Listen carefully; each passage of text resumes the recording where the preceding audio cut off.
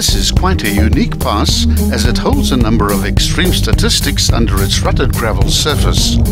It's a short pass at only 3.7 kilometers, but packs a staggering 55 bends, corners and curves into that length, which works out at one bend every 67 meters. There's no other pass in South Africa to equal this. Besides the large number of corners, this pass is also quite steep, with an average gradient of 1 in 14 and some sections which get up to 1 in 5. The scenery is fantastic, as the pass follows the course of a tributary of the Nooitgedacht River, but the cherry on top of all of these impressive figures is the ghoulish history of this pass, where a murder took place about 200 years ago, and it's how the kloof got its name. There are other passes in South Africa with similar names, like Moordenaarsnek in the Eastern Cape and Moordenaarspoort in the Northern Cape, as well as Moordenaarshoogte in the Western Cape. All first-time visitors to this pass will approach it from the south. You need to follow the directions for both the Sierra-Nysberg Pass and the Kouga River Pass, which have to be driven in succession to get to the Moordenaarskloof Pass. Once you've reached the northern side of the Kouga River Pass and arrived at the fork, you must keep right and continue for a further 4 kilometers, heading generally into the northeast until you arrive at a prominent fork. Here you must keep left. This point also marks the southern start and summit point of the pass. From the southern starting point and summit of the pass at 489 meters, the road bends away into the north and immediately begins descending along a straight section for 130 meters, which is the longest straight piece of road on this pass. It then turns through an 80-degree bend to the right towards a side ravine known as Huiskloof, where it descends via a triple set of continuous S-bends. After 500 meters, the road swings away into the west, still using the many contours to maintain a steady descent gradient. The heading changes into the northeast at the 1.1 kilometer mark, where the road crosses a small stream. For the next 300 meters, the gradients ease off a bit via another set of double S-bends, but at the 1.4 kilometer point, things get steeper once more as the road heads directly north via a big S-bend. Many of our passes and poorts carry stories of murder, mayhem, jealousy and revenge, and ghosts that roam the roads on dark stormy nights.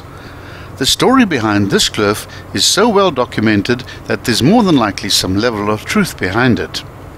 Most of the kloof falls within the borders of the original Jammersfontein farm, where the central figure of Jan Prinsloo farmed here in the 1700s. Legend has it that Prinsloo, a large and strong man, was particularly fond of his prized stud horses and was very well known in the valley as a breeder.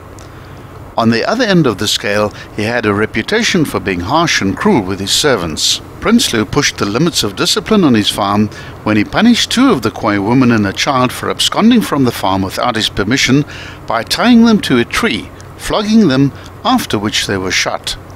After this incident, all of his Khoi servants fled the farm for the area between the Sundays and Great Fish River, where they joined up with the Xhosa, whose tactic was to plunder local farms and to drive the settlers further west.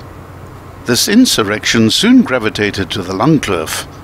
Prinsloo had joined forces with other farmers to leave the disturbed area and was some 15 miles away from his farm when all the farmers in the group were attacked in an ambush.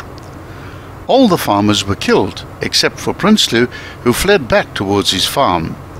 His 6 servants, all of them on stolen horses, caught up with him inside the kloof, where he was overpowered and killed.